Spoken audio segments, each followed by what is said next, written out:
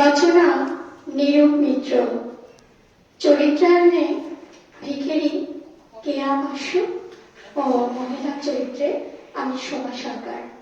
শুরু করছি আজকের নাটক কনসার্টের ভিখেরি।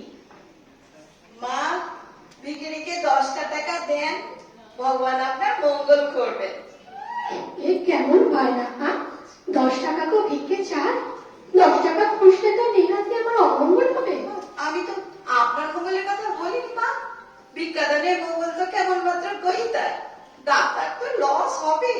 আচ্ছা, বড় বড় কথা বলছো, অথচ ভিক্ষা চাইতে তোমার এতটুকু লজ্জা হলো না? লজ্জা সম্পূর্ণ ত্যাগ না করলে ভিখিরি হওয়া যায় না মা। ঠাকুর শ্রীরামকৃষ্ণ বলে গেছেন না, লজ্জা ঘৃণা ভয় দিন থাকতে নয়। ও বাবা, ঠাকুর রামকৃষ্ণের বাণীও তোমার জানা আছে? কেন জানবো না মা? এটা ইনফরমেশন টেকনোলজির যুগ, সবাইকে তো খবরাখবর রাখতে হয়। বিকেল লাইনে আছে বলে কি মুখ্য থাকতে হবে? তাই বলে একেবারে 10 টাকা ভিক্ষা চাইবে? কি করবো মা, যা ইনফ্লেশন, সংসার চালাতে তো এটাই লোয়েস্ট ডিনোমিনেশন, ওর কমে চলে না। বলো কি? হ্যাঁ মা, দেখবে সর্বত্র ভিখিরিরা আজকাল 2 টাকা 5 টাকা রিফিউজ করছে। আমাদের হ্যাভ নর্থ ইন্ডিয়ান রেট রেখে দিয়েছে, 10-এর কম নিলে ইউনিয়নে মেম্বারশিপ কাটা যাবে। তাছাড়া 10-এর কমে কি আমাদের প্রেস্টিজ থাকে বলে? তাই তো দেখছি। তা দেখো বাবু, আমিও ঠিক করেছি, ক্যাশে ভিক্ষা না দিয়ে আমি কাইন্ডে দেবো।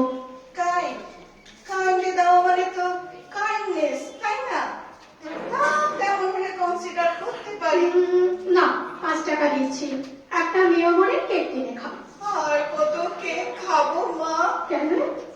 আগে কিছুটা সস্তা হয় বলে আপনার মতো কেউ কাইন্ডের স্বার্থে চায়।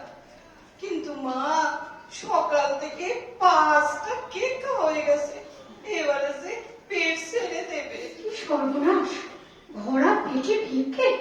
আচ্ছা, তুমি তো ভিক্ষে এথিক্সটারে হেনস্থা করে ছাড়লে।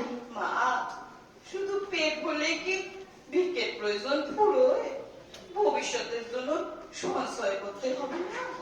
কারি পেট টাকা। আচ্ছা, সীমা, কাউকে পর ভাবতে নেই। তাছাড়া সিসি মা বলেছেন তো, কেউ পর নয়, জগৎ তোমার। ওরে বাবা,